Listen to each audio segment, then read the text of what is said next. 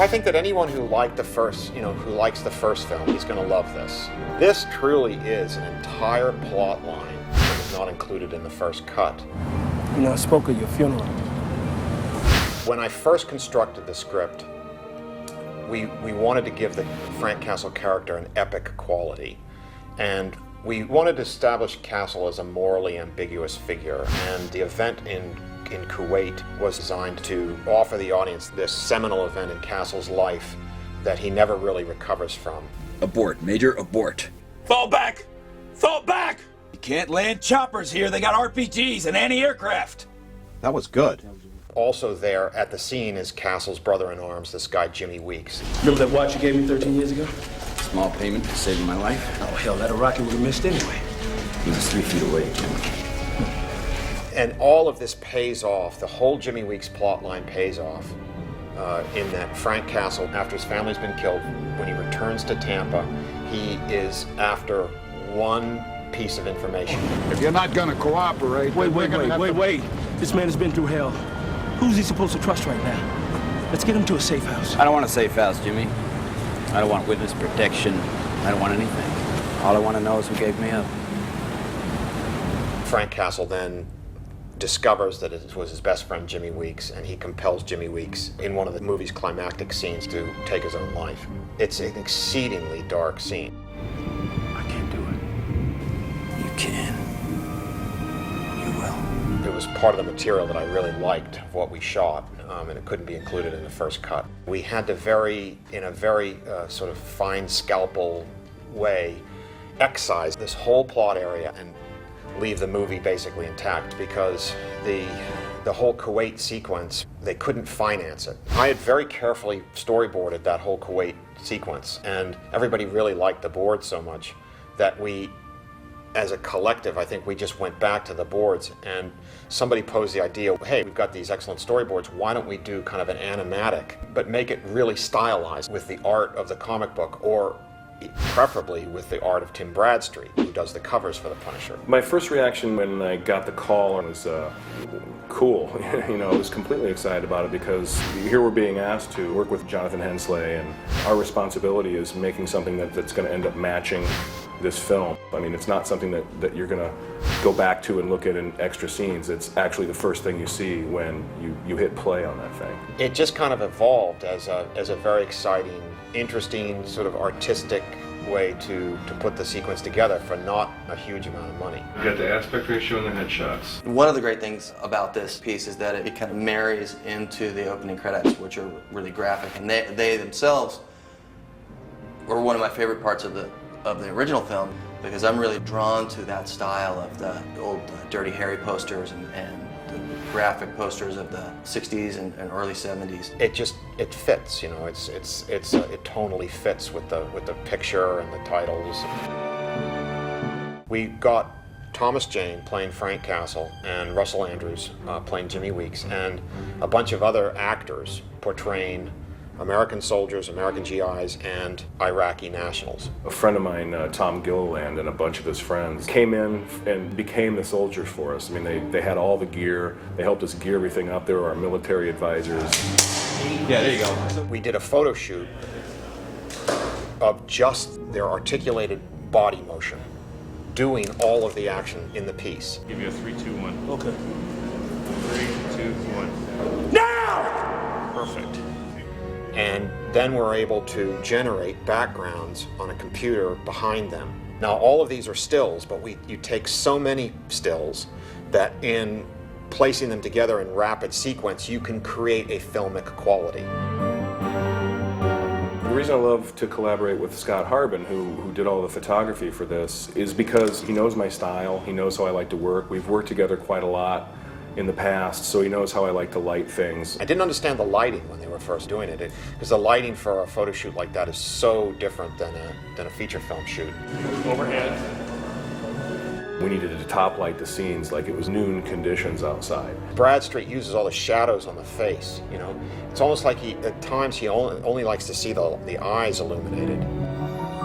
Jonathan had certain ideas about how he wanted to do certain things. He stopped us a couple times and acted out what he wanted, and he was fantastic. Series of them walking toward you, is we're going to have to capture each They one. won't move far. Okay. They won't move far. Trailers. For each Visita mi photograph canal. that we were taking, the actors are posed, they're not moving.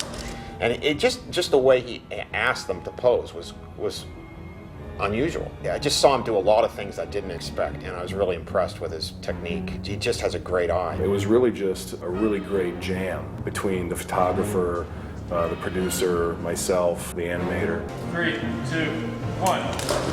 Gosh, that's, I mean, come on. I mean, that's, yeah. I mean, that's it. I mean, got it. We wanted to work with very high resolution images when we decided how we were going to approach the photography. So we decided to go with this Hasselblad 39 megapixel camera, which is 3 times the resolution of the normal camera that we would use in a situation like the camera we used for the Punisher movie poster. So we really had something pretty nuts, and the frames are just immense. The files are gigantic. Each frame is 100 megs, 111 megs, and you just like zoom in there into pores and hairs, and the detail that we can pull out of that is terrific.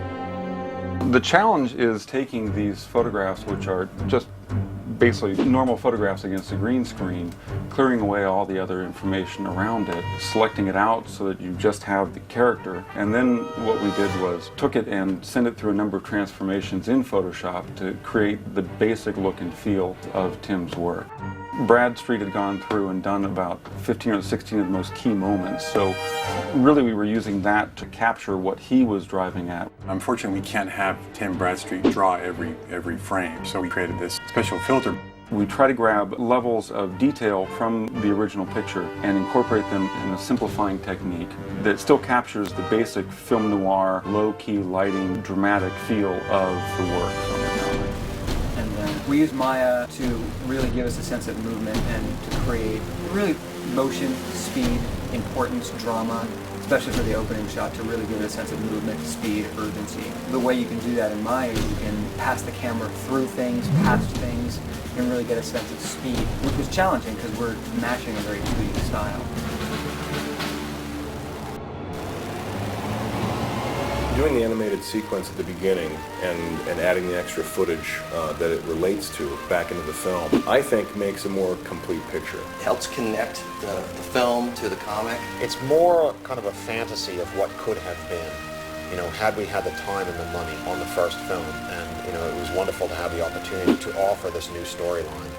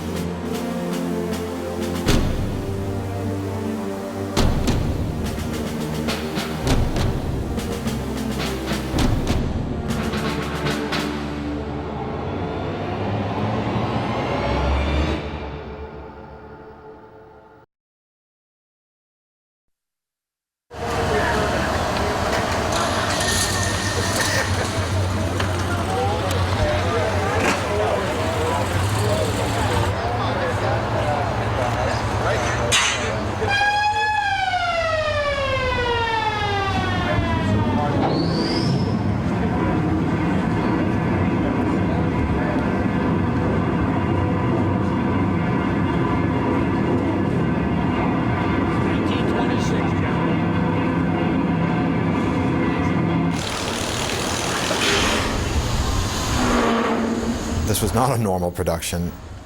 In this movie, there was no leeway, ever.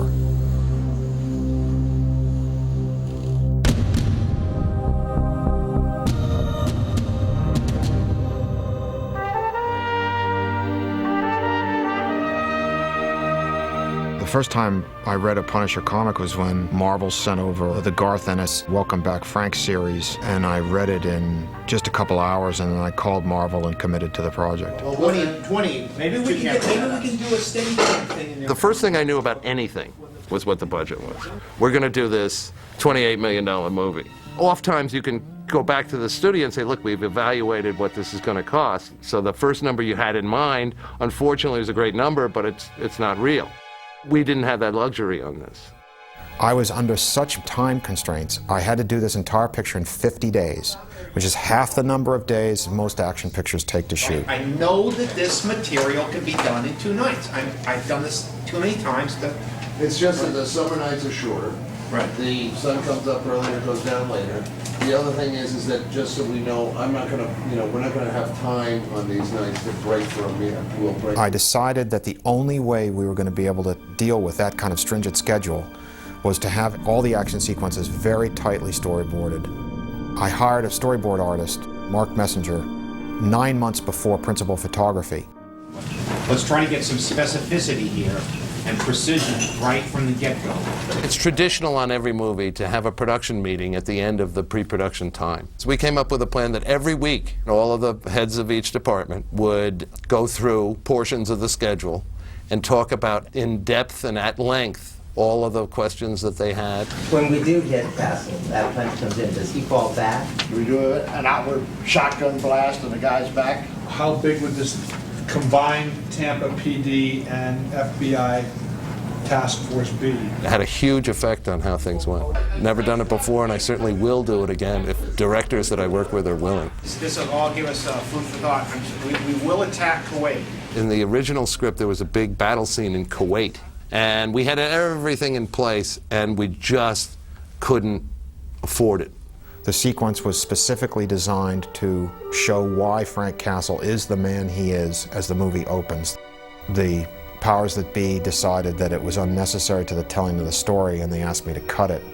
And I said, you have to understand, the entire script was based on this early event in his military career. Jonathan had to go through this heart-wrenching decision about whether he would lose Kuwait. He took Kuwait out of the movie. Okay, on the day then, if we're talking about first shot, we need to have our crane and everything ready to roll over here. When we say action, that thing has got a guitar machine on it, it's got to come down perfect. The great thing about Tampa is that it is a city that we haven't seen on screen before. It's virgin territory. It has a great waterfront, and it allows, certainly for the production, to use the beaches there as Puerto Rico. This is an isolated area of the Puerto Rican coastline. Tampa was the most shootable city. There's no residential apartments in the downtown. No one lives there. So when people come out of their office buildings, they go home to the suburbs, leaving the vertical downtown deserted.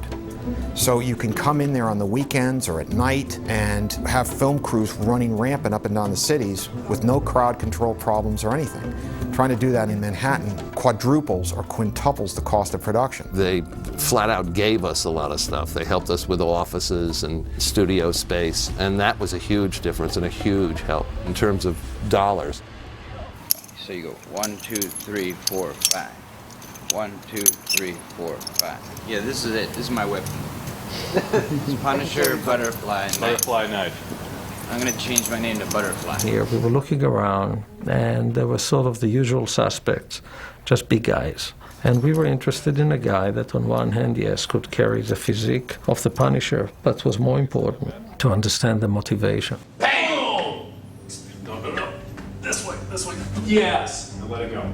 And I'll let it go too. Oh, yeah. Thomas Jane embraced Frank Castle in a way that astonished all of us. We started shooting in August. He started training in February with Navy SEALs. He took his body, he took his own athleticism and sculpted the Punisher from the comic book. It was a professional athlete schedule every single day for the next 3 months. It didn't come without its challenges. There was probably 5, 6, 7% body fat to come down.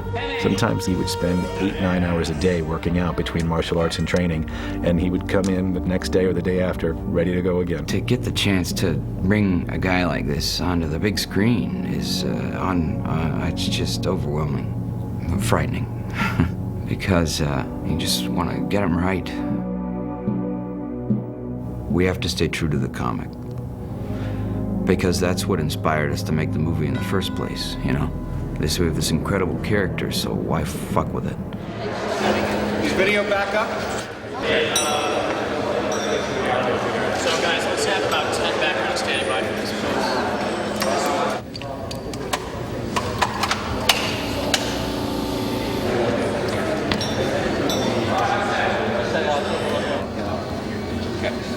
She was very thirsty. Thanks, Bob. Speed. Quietly, and action. I really like the tradition, of action filmmaking that kind of went through. It was Sergio Leone, then adopted by Clint Eastwood, and then kind of melded into Don Siegel, and then kind of came out the other side. That whole tradition that those three guys laid down, I'm an enormous admirer of. When you deliver that first line, then you stop, you bat in your eyes. I like that steady stare. I like the tone, I like the simplicity, I like the honesty of them. Those are the pictures that I watched when I was a kid. I like to get close, and then I like to get wide. This is the classic Leone style. I mean, he goes from wide establishing shots that set up the geography, and then he gets really tight. Cut. Excellent. We have seen a jillion gunfights before, and usually it's ultra slow motion, it's incredibly frantic camera movements. Jonathan wanted to slow everything way down. What I'm asking is, do they pierce frame and then we start the move? I have a particular disdain for all the recent filmmaking techniques that come from rock music videos and commercials, privileged POVs, I call it the nostril cam, and inside the coffee cup cam. The skull t-shirt, which was actually a flat graphic image. It wasn't this distressed painted image. It was not received very well. They thought they murdered me. Marvel had been very committed to a flat graphic image prior to the teaser, and then after I was able to talk them into having something that had a little more evocativeness to it, and I think this has served us really, really well.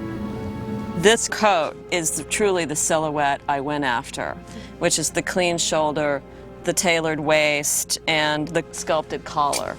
And we knew we were going to be in Tampa, so we built in lots of ventilation.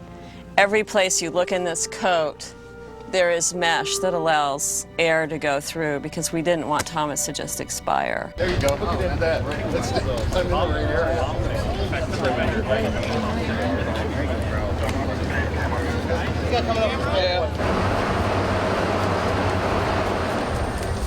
I was told that, like clockwork, every afternoon the thunderheads would roll in off the Gulf.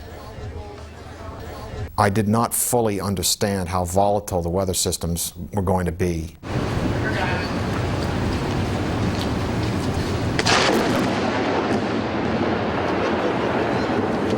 Tampa is the lightning capital of the world. That would be the globe, the world, not the United States. The rain came in with alarming, spectacular suddenness. When you'd be right in the middle of a setup, you'd just have gone through rehearsal, the actors are warmed up, ready to go, and all of a sudden the rain is on top of you. So we had to be light on our feet and ready for anything. They had more rain than they've had since 1890-something. It rained virtually every day.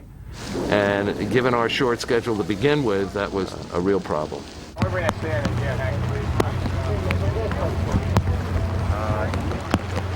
inquire, I'll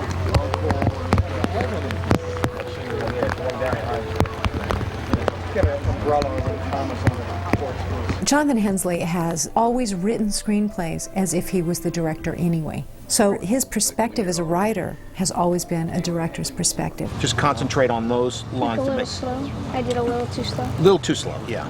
Yeah. So, try to speed up. A little bit, but just enunciate each word clearly. He wanted to put something together that was retro in some aspects of the action and of the shooting, but at the same time, something new to audiences. It isn't all about explosions. It isn't all about CGI.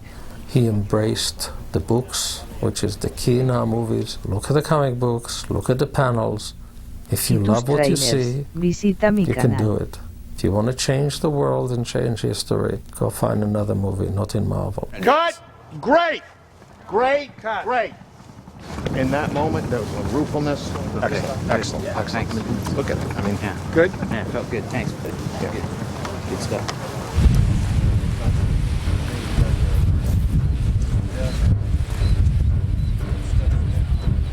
Castle Estate was a kind of pebbly, rocky beach with a couple of gray bathrooms. Not really a family compound. Some of this is referred to, if you want a visual clue on it, pages 1, 2, and 3. I hired Michael Hannon because I wanted someone who not only had versatility, who was good at designing anything, but also someone who could bring it in on budget and had a logician's approach to it. I came up with this plan, if I could get the palm trees to the water, put a lot of sand in there, and then build the other structures around this to basically make that Puerto Rico. The water was always right there outside the windows. There was an element of realism there that wouldn't have existed if we had done that on a soundstage. My brother worked at Lake Road, Long Island Power. Okay, David, we're ready. This will be a rehearsal. Gary had just done the Italian job. He's not a swaggering, belt-buckle kind of stunt coordinator. He brought organized reality to everything that we wanted to do, which was a huge help. 3, 2, 1, go! Okay. Sonny, you could be even just a taste later. They practiced it to know how much they should pull, how far the guy should spring his legs to carry over the balustrade. All these different things that you need to master to have a stunt look natural. And so he really nailed the stunts on the first time, almost every single time during the show. Sonny, are you ready? Yeah. Okay. Spotter by camera? Okay. 3, 2, 1, go! You okay? Yeah. That was a good one. When I lose the job. But if you get hit in the leg, do you go down? I think the first thing is reaction would be all your weight would be off that leg. You would either be hopping or you'd go down. Yeah, but it won't affect the rest of your body, just remember. So if you got shot, bam, that leg takes reaction. Right. Shot with a 9mm. Step up like this. Fire. Boom. Click. Step up. Boom. Boom. Take it. Go down. Come up to fire again, and then take one in the shoulder. Come up to fire again. Take one again. Let's stick with this. This Now is I'm good. going over this way. But when you're doing a movie like this, and it has a lower budget, and you have a shorter schedule, it's really tough on the cast. What? We just couldn't see the barrel discharge. Okay. You're a little too closer. Still rolling.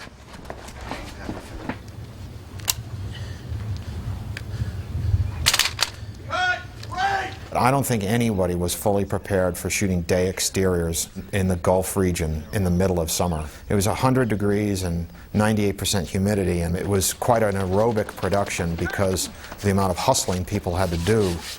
We went through thousands of cases of bottled water. We went over budget on ice. It was a very hot summer. How things went for the Punisher was how it was going to go for all of us. He would work 16 hours a day, and it's very, very difficult to keep that up for 50 days. So in this shot, I haven't yet discerned that there's bodies on the pier. Correct. Cinema actors, their greatest tool, of course, is their face. But Thomas has an extremely rugged, experienced, masculine face. In the same way that older cinema stars, who I admire, Charles Bronson, Steve McQueen, obviously Clint Eastwood, I think that that's what brought me to him more than a lot of young actors. Kevin Harris was the head of practical effects. He's Florida-based. I needed Kevin to do the mind-blowing on a much smaller budget. Is it just as expensive to have the guy in the foreground being blown away as it is to have a guy being actually blown up on the boats? Kevin did them for about a quarter of the price. One on the pier where Frank Castle is blown into the water. I truly don't know how he did it for the money. He saved my ass.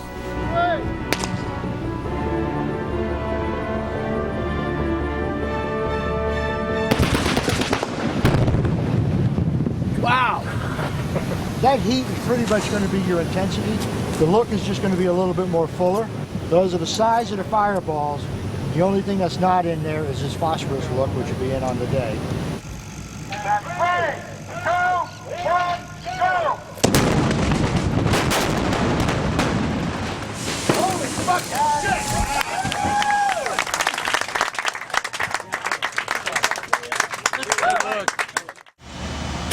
tus trailers, visita mi canal. We shot in a Port Authority building, which was home to cruise lines that dump their passengers off. It was a beautiful set designed by Michael Hannon. The Rigoletto is playing on the stereo, and Dave will be adjusting, putting the needle back on, and we'll shoot it right over here. We see Castle being strangled, okay? We see the fight ongoing, and the people in here are totally oblivious to it. That's why it's designed like that. Like all movies, especially movies that shoot on location, you do not have the luxury of the comforts of huge, sound stages and so forth. And the minute that I walked in there and saw the stage and the set, I realized that it was going to be tough because there just wasn't as much room as I was hoping for. We made it work, and that's one thing that I love about working on films, is that essentially all they are is just a series of problems that you've got to solve. Conrad doesn't want to use another shot. No, neither do I. Neither do I. As an audience, I know. Absolutely. I know one thing, that they don't pay much attention to things you don't show them. So, the key to any good filmmaking philosophy is compromise. It's just a question of how much, when, and what to compromise. Conrad, what I'm trying to do is figure out how to eliminate those extra two setups here at the end. To have them, pull them into a two-shot down into it, and just get out of it with two overs. I started to use the term triage. It's the process by which you forsake certain lives to save one. So can we deal with what Castle is doing when he comes back from dinner? So I got a break in 3 minutes. Here we go. Those setups are going to take 4 hours, and we have one. It was just the way in which the production necessarily went. The tenement apartment dwellers were very prominent in the Welcome Back Frank series, and I think that they had a great deal to do with my attraction. It just had this sweetness to it, so it wasn't just nihilistic. You had these three really disparate individuals. Rebecca Romijn-Stamos, who's this former supermodel, and Ben Foster, who's this very serious young actor, and John Panette, who's really known as a stand-up comic. They had a lot of fun off the set, and it contributed, I think, to their chemistry on the set. We're here on the set of The Punisher, where they're about to do a stunt dance. Rigoletto, this is a tough one. People may get hurt.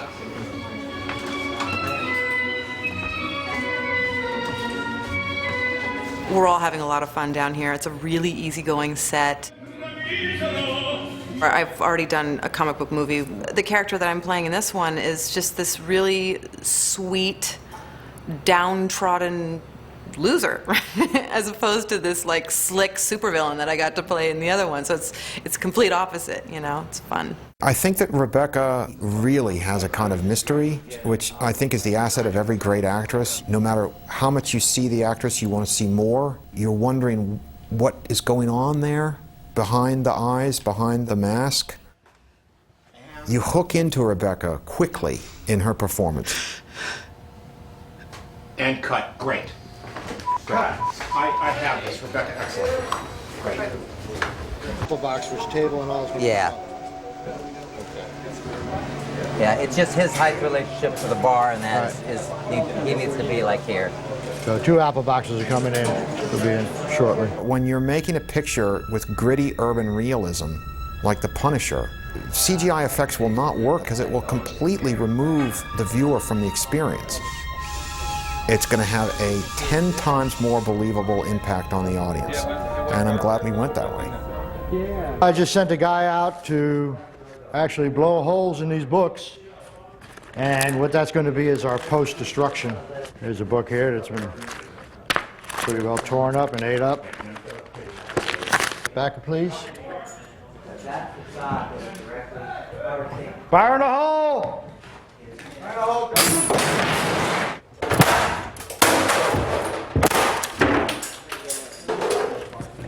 All these wires are connected to all the squibs that are throughout the set, different segments. Everything's tied together. There's 1,000 hits throughout the entire set. 3, 2, 1, go!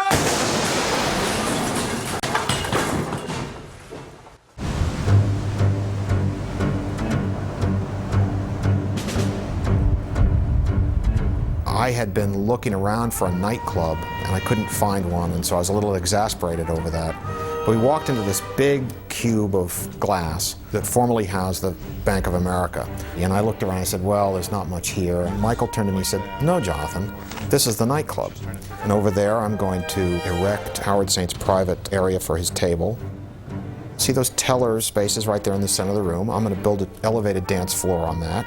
He walked me through the whole thing, and I just turned to him and I said, well, now I know why I hired you. You're a genius.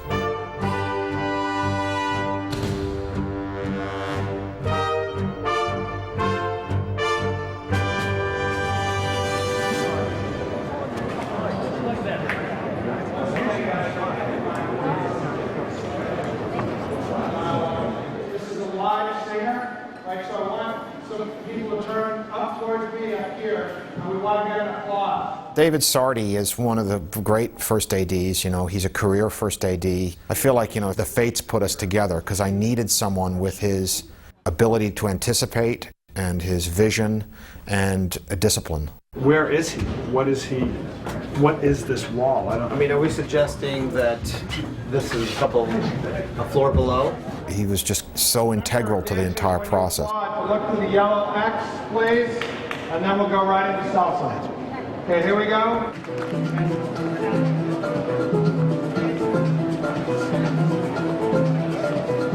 And cut. Cut. That's Mark. Background action. And action.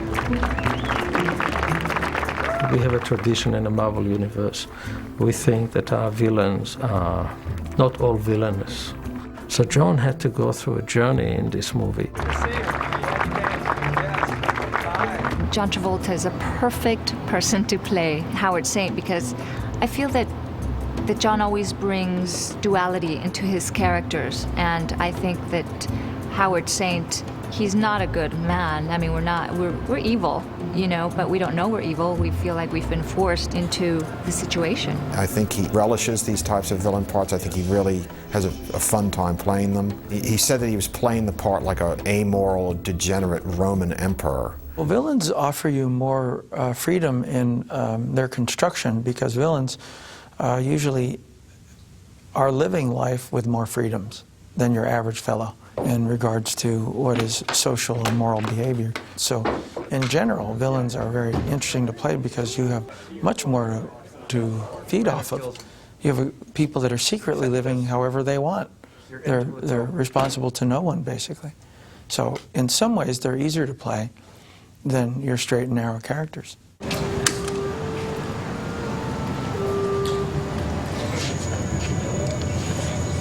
This tower that has the burning torches collapses, falls forward, and lands hopefully just right in this area over here. The last thing we filmed was the great huge explosions in the parking lot. It was then that it hit me that it was about to be over. And it was a very sad moment. As difficult as it was, the realization that it was over was not a happy one. I would have liked to spend a lot more time with those people making that movie. 3, 2, 1, go!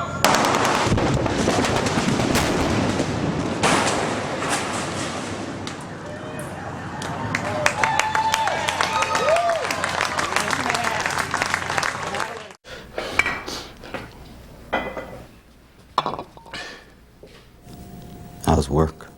Why is that gun pointed at me? I wanted to deliver a picture to the audience of 2 hours or under, because I just thought that this subject matter didn't warrant a film longer than that. What did happen to your Porsche, Jimmy? I ended up in my first cut with about a 2 hour and 40-minute movie, and a lot of that material was taken up by a subplot that was cut entirely from the film, and that involved FBI agent Jimmy Weeks. Okay. It took up about 35 minutes. We were able to pull it from the film and not really interrupt the basic flow of the narrative and get the picture under 2 hours.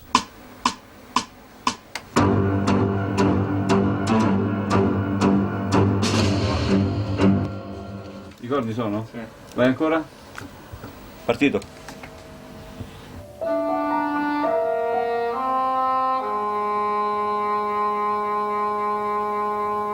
I had been given a sampler of composers that were within our budgetary restraint. I started listening to this very simple but very powerful composition. They said it was from an Italian film called The Flight of the Innocent. I asked for a meeting with Carlos Siliotto. He said, I don't like American movies, I think they're all shit.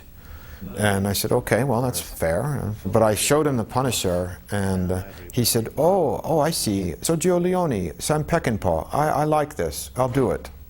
I wanted beautiful melodies that could be recorded with an orchestra that would undercut the darkness of the subject matter.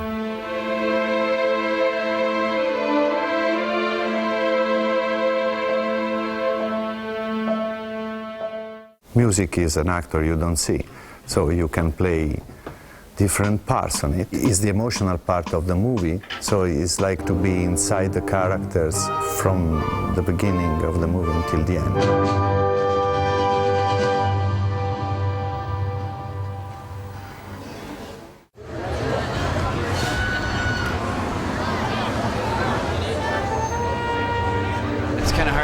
Something like this, kind of overwhelming, really fun, a lot of fun. Y tus trailers, visita mi canal.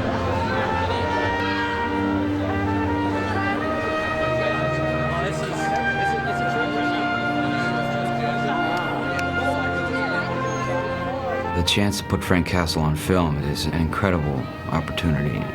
You want the people that know him and love him to not be disappointed when they see him on film and go, that's not the guy I know and love.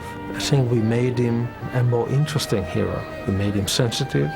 We spent time to show how much he loved his family. I always viewed the material, the script and the finished product as sort of eccentric, different from other action pictures. But people who love the film, that's what they gravitate toward. That it's not the same kind of viewing experience as one of these big, blown-out, $100 million CGI fests. I thought that that tone is one of the things that distinguishes the movie and makes it sort of off the beaten track. I'd love to work with Thomas Jane again. I think he was born to play this part. To the future.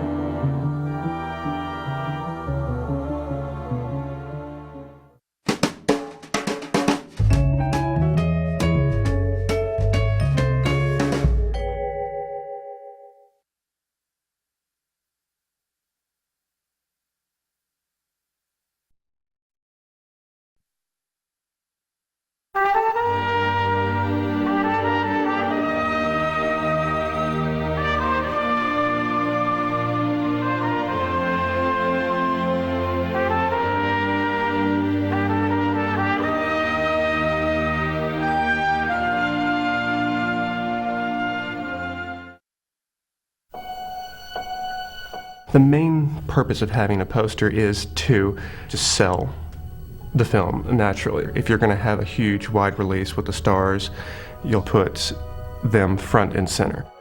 Oftentimes you'll focus on a cool image, an iconic image, just to sell that as the driving point of your campaign. We wanted to really bridge the gap between the Punisher comic book and the Punisher theatrical release. What better way than to have him rendered in that gritty, dark style that Tim Bradstreet does best. I'm all about the iconic and the lighting and you know, making this guy look like a complete badass, you know. And of course, for people that are familiar with my work, they know that this is not a stretch for me because it's what I did on the covers for about 30 issues, Frank and a skull. Really what we want to sell is largely Tom as the Punisher and this wounded but enraged and dangerous guy. We just kept seeing all the attitude we were looking for in the Punisher in Tim's art. Eric Lieb from Lionsgate was the guy who started this whole thing because he's such a Punisher fan. We discussed initially that Tim would create a teaser poster sketched in his own photorealistic, gritty style that would be aimed primarily at the comics community and the genre community. A lot of the look of the movie emulated or was inspired by Tim's art, so it made sense that we used Tim's art to represent the movie to audiences. By me doing my version of Jane as the Punisher, we're showing the fans that we respect the material. My basic approach to art is based in photography. Once I find that best shot, then that's what the rest of the piece comes alive around it.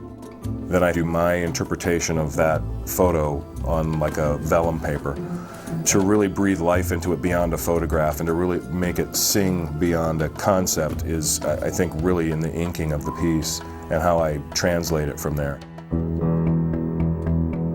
I just try to take all these elements and tie them into one image that tells the story. So I like to show the moment before the action or after the action, but I don't really like to show the action. Tim had an assortment of weapons, M16, all the way down to practically a rocket launcher. And just set up a photo shoot with Tom Jane in full costume as the Punisher, and just got a series of dynamic poses that really drove home the core of the character. I pretty much approached it like I do any other photo shoot. We had everything, I mean, all the props for the costumes. The custom 45s with custom muzzle brakes, and these 45s were just sexy. Mostly it's just getting, you know, the chin, the lighting, so that you get the cut across the cheek, or, you know, the eyes in pools of shadow. Kind of the things that I like to employ with my regular comic covers, and just apply it to Tom Jane and this character. As a fan of posters, I see a lot that goes on, and it's an art form that is very incestuous. When something works, it tends to get repeated on a lot of different projects. So I really wanted to come from a different angle on it and do them in sepias, straight black and white, going for like a maximum pop. And then also very realistic colors for some of them, but toned down.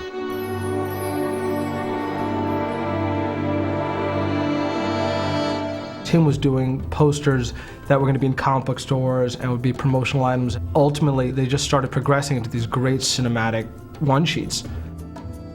It just kept getting better. And theatrical posters, my God, you know, I mean, yeah, sure, I'll do them, yeah. Getting a chance to work on the posters is such a dream come true. I'd helped to redefine the character in the last couple of years for this generation.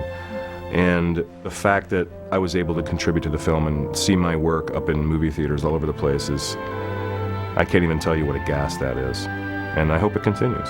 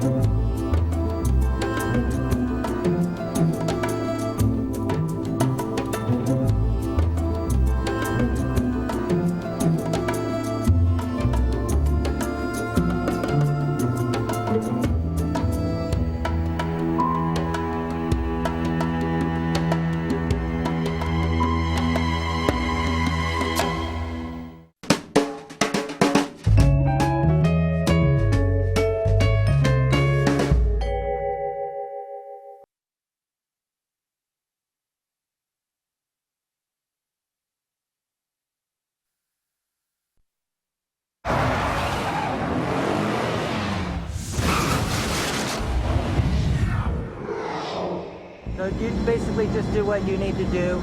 I thought the speed was good, maybe 2 miles an hour more. If you're going to do the exact same thing, just pick up just a little more before you let up.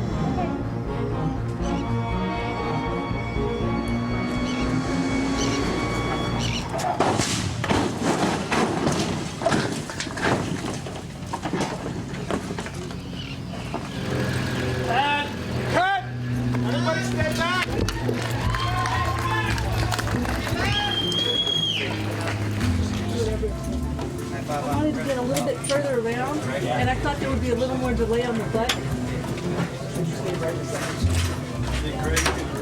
right, good job, Donna.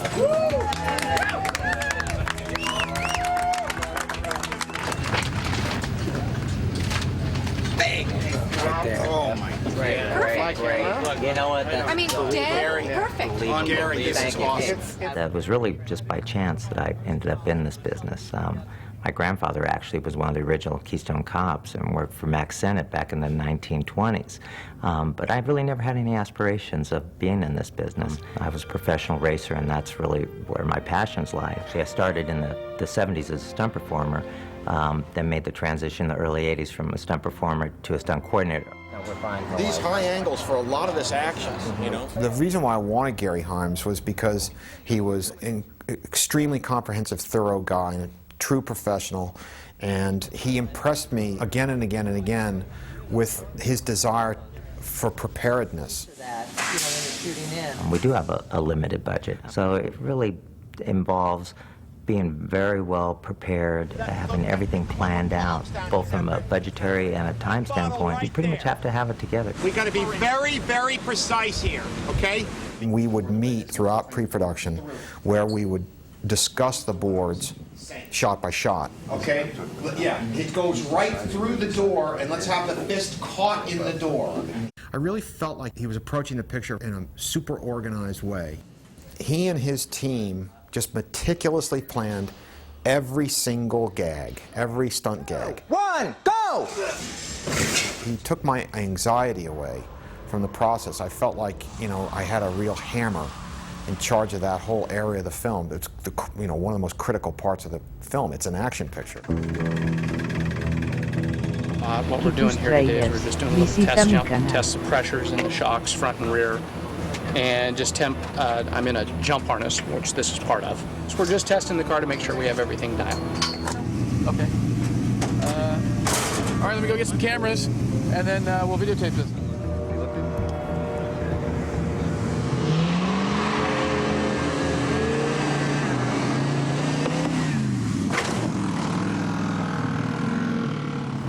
It was a good test. You know, the driver's really happy. So Gary is such a specialist when it comes to this kind of stuff.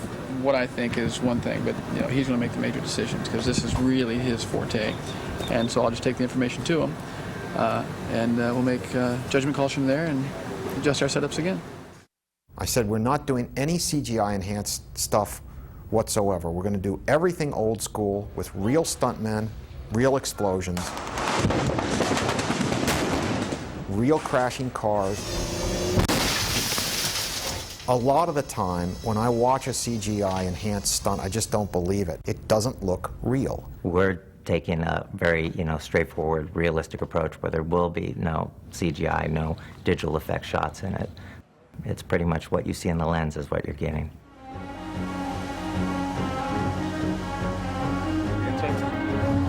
Basically, the sweet spot for the gag is, if I have my choice, I'd have them right where they're set, but it's from the back wheel of the GTO to the back wheel of this little Buick. That is the ring. So when you go up there, look at it.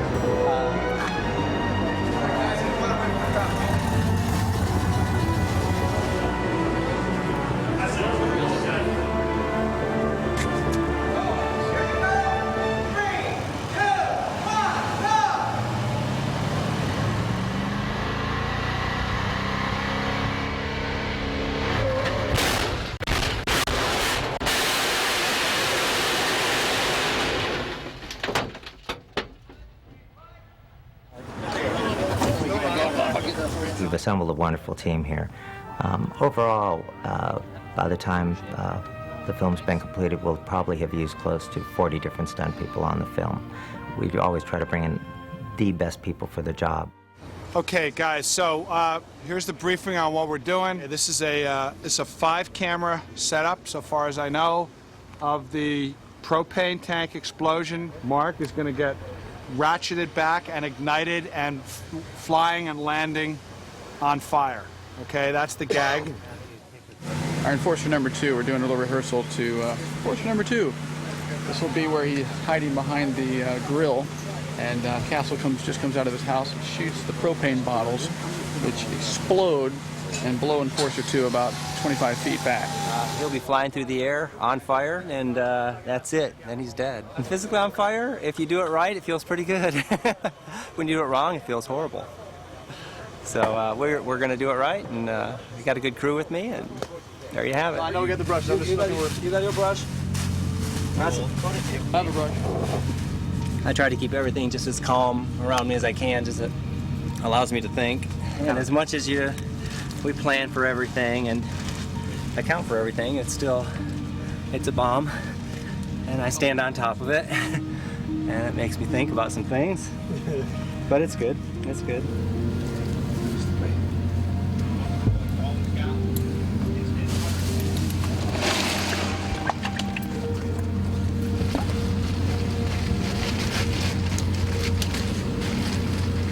Hands first? Yep, let's go once. Oh, it doesn't matter. Right first? Let me have some Joe. You hand those hands to Sean. Sean? Let me have a right first. Just hand it to me. Left first? Sure. I got your towels. That's right, buddy. Sorry, but I didn't see it. You're the hole. Sure. I don't That's good. You knew that about me, buddy. Yeah, that's wild.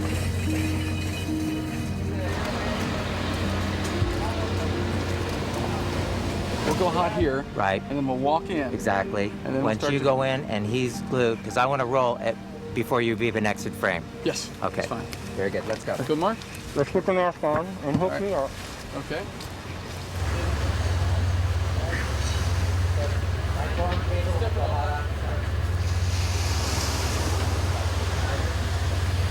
Seconds away, guys. Seconds away. All right. Here we go. 3, 2, 1, go!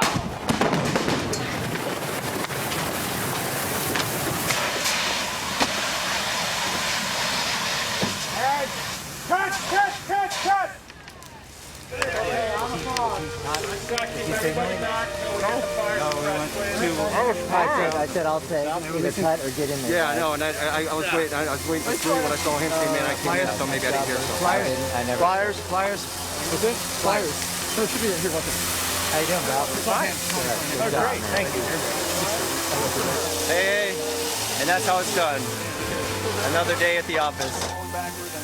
When it comes to stunt work, you want most stunt people to be well-rounded. In other words, if you're doubling the lead of a film, you need a stunt person that pretty much can do it all. But there are those situations where, you know, if you're going into a car chase, and especially if it requires a very high level of expertise, as it does in our case, it necessitated bringing in individual people in certain areas for these very specific requirements.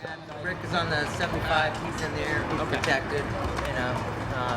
Not that it would, but right, I understand. If the acid got away, absolutely. Yeah, that works. As soon as, just right as PI is passing you and the car, beeline back to your car, get in close. When we do a jump or a crash like this, no two are ever alike. I've done hundreds in my career, and each one presents its own set of challenges. On this, we wanted to go out and set the car up to absorb the landing of the jump.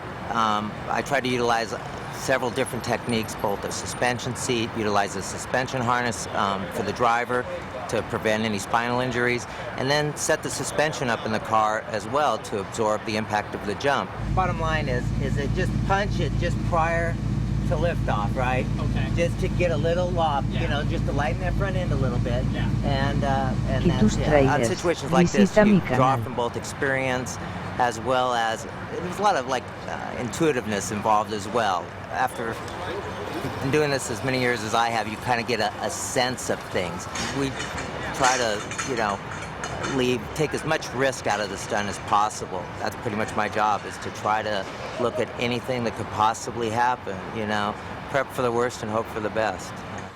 The bottom line is, if for any reason the car should go on its lid, anything happens, we'll have fire extinguishers standing by, pry bars standing by, you guys will be standing by, and in the event that happens, guys, cool heads prevail. I want it very methodical. I don't want to see a bunch of people rushing in there, okay? Everything, it's imperative once again, everything goes on 3, 2, 1, right on go. The bridge needs to start and Ki needs to come ahead to maintain the proper timing on that. Okay? Good. Thanks, buddy.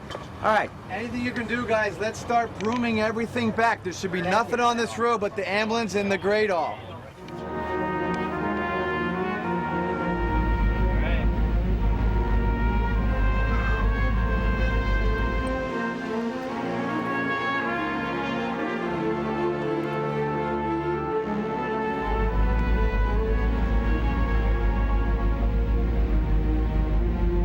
Andreas, you have to be back by the car no more, because that camera up there will see you there. If the car goes out of control, we're going that way. Okay. Hopefully it won't. Okay, very good.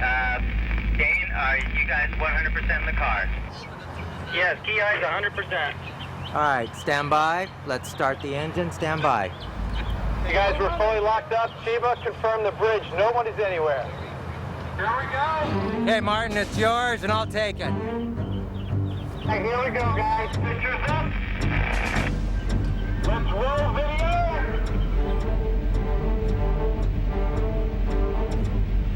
And roll camera. Here we go. Ready? 3, 2, 1, go!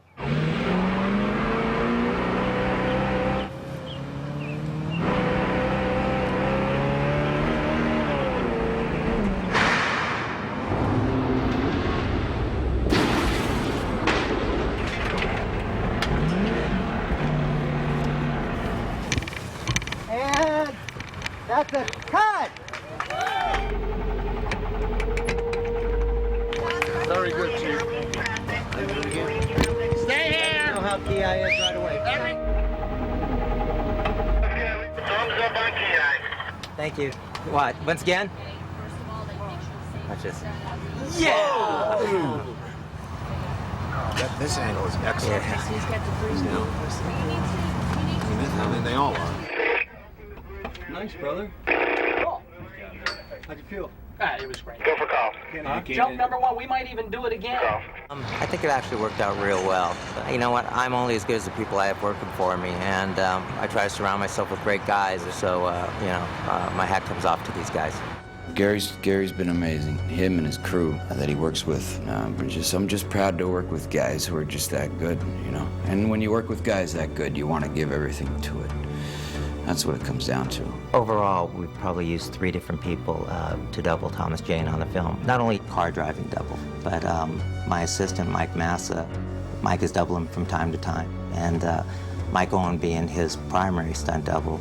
So it does involve, it's a team effort. Mike, I'm gonna show you on this first one the path that one you think stand over my camera. But at the same time, there's been a lot of situations on this film where I would have probably put in a stunt double, but Thomas, he's able to physically carry out more, to do more within the film. He's really been a tremendous asset. More so than any actor I've worked with in the past, Thomas wanted to fully portray his role in the film, and that extended to performing many, almost all really, of his own stunts. And he spent a lot of time preparing for this role, both physically and mentally. He's in great physical condition. He's an excellent athlete. He got probably about a year's worth of training from the tactical standpoint in a very, very short period of time and absorbed it exceptionally well. We started Thomas off with basic firearms training. From there we progressed into edge weapons, quite a bit of knife training, trying to give him as much information as possible where he can pick and choose, dependent upon the situation within the movie, what he would like to use. Thomas is extremely aggressive and ambitious with his character. He wants to feel what the character's going through, and therefore, by letting him do his own stunts and him wanting to do his own stunts, it even makes him feel that character even further. He's tough. He's one of the toughest actors that I've ever worked with. He's almost like, well, he is like one of us. What? Yeah, the grenade drop was perfect. Hey, Thomas? You okay? Thomas? That was tremendous. Consequently, Thomas has probably done 80 to 90% of the physical stunts within the film, which is very unusual, and it's a tremendous asset for us. Generally, as a producer, it's the last thing you want to hear. As a moviegoer, on the other hand, it gives that verisimilitude, it gives that level of authenticity. Right? And 3, 2, 1, door.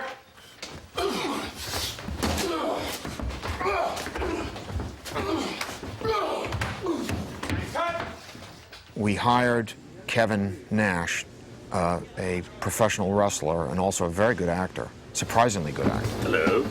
To play the Russian. We were inspired by the comic and the fight that goes on in the comic.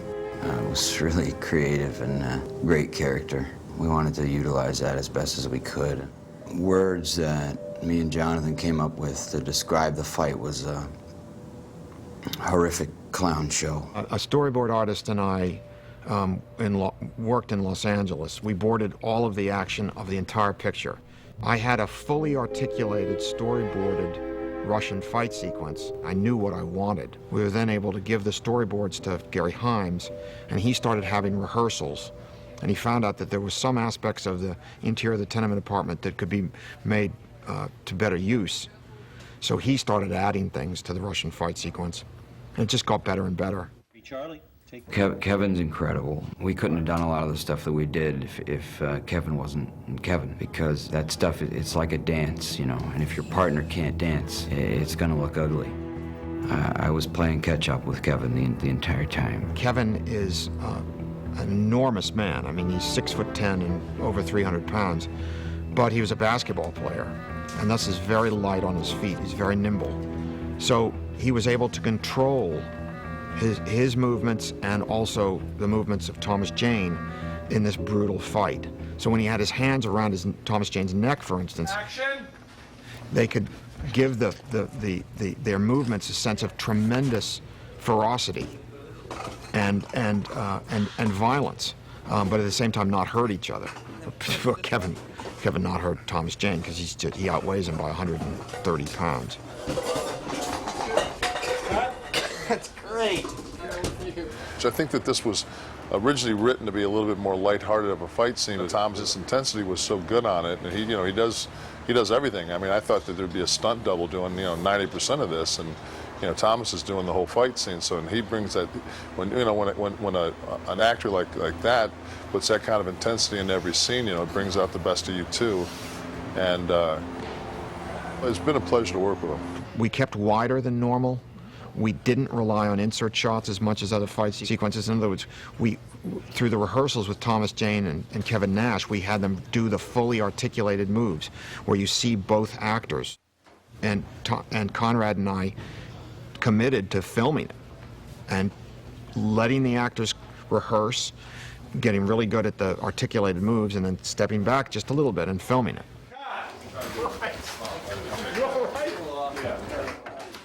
We picked up the camera in our hand and, basically chased the fight up and down all around these, apartments and tenements.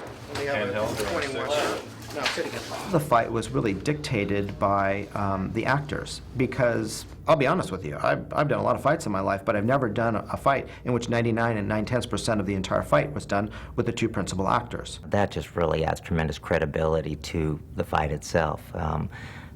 We're very fortunate. In fact, there was one instance where we have Frank Castle being thrown through a wall by the Russian, and originally I was going to use Michael and Thomas's stunt double for it. Thomas said, think I could do that? Thought about it. I said, yeah, that'd be fine. Don't do one of these. I'll drive through and leave early with your foot way back here. So we set to do it, and in all my years, I've never seen anyone go through a wall like this. 3, 2, 1, action!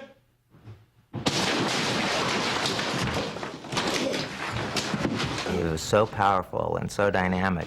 I mean, you look at that piece of footage, it's so incredibly violent. I mean, I couldn't wait for them to say cut to get out there to be sure he was okay. You know, it's first time tripping through a wall. You don't know what to expect. He's coming through the wall with high velocity, and he made it to the other side of the wall like we talked about. He was supposed to go to the other side and bounce off and come back, but his angle of attack when he came through was not what we expected, and I think it's what he expected. But still, he got his arm up, he protected himself up, and it looked very violent. It was a spectacular shot. Bottom line is, if Thomas were to get hurt, it shuts the entire film down. So, you know, there is a fine line there. Part of my job is to recognize where we're pushing the boundaries, and I have great communication with Thomas. We'll discuss it, and then based on all the parameters, I'll make the decision if Thomas should do it or if it should be the stunt person. I would say the most dangerous stunt we did in that sequence was when they fell through the stair rail, hit the wall, and then tumbled to the bottom, which consequently ends up breaking the Russian's neck. I just wanted to be sure that, none of our guys broke their neck doing it. Do I have anything on my face here? Right here? It's a little bit sore, irritated. I don't want to itch it though. A little calamine lotion, I'll be fine, I think. All right. Bringing the Russian through the railing, the whole idea was to get a lot of energy going for it, making sure we make it to this wall, and making sure that from point A where we started to point B where we land, that we're in the position that the director wants us in. We decided just to go ahead and pretty much shoot the rehearsal and see what happens. You can try to rehearse that stuff, but in this situation, Jeff's about a 315-pound man. Something did go wrong, and Jeff landed on Mike. Now we just injured Mike, with a very large man. So they just did the walk-ups together, make sure everybody's first part of the gag were in step and in tune, and that they can make it work together. All right. Let's see how Turn. As soon as we start coming through the door, start to turn because no matter what. Turn. Just take that around, just bring me across. All cameras? But, if you have any more. 36? 36, 30. We're going to hit sticks in there on 30. Okay. Okay, here we go.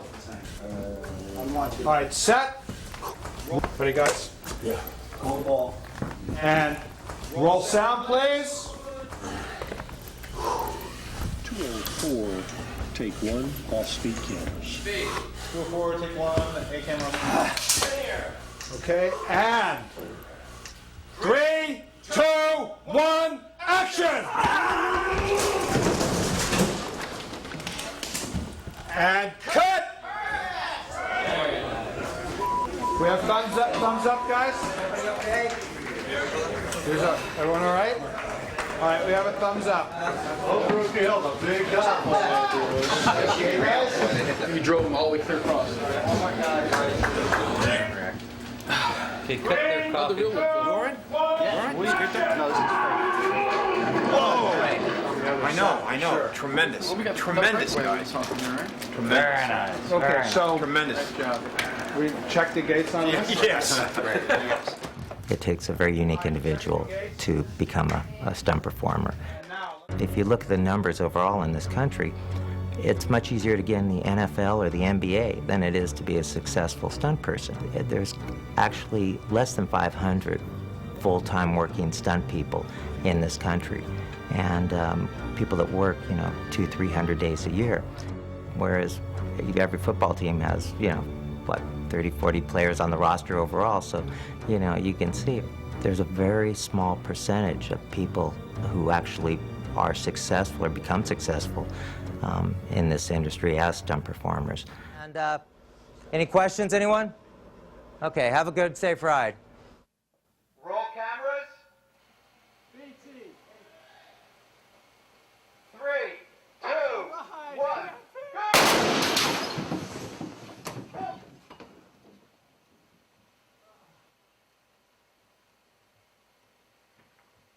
Cutting! Cut! There has to be that underlying passion, of course, because, you can never ask somebody to put themselves in harm's way. That person has to, they have to have that desire and that drive and that energy.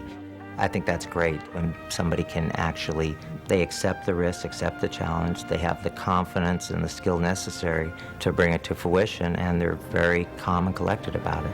Those are the type of stunt people that we like to have around here. F, please.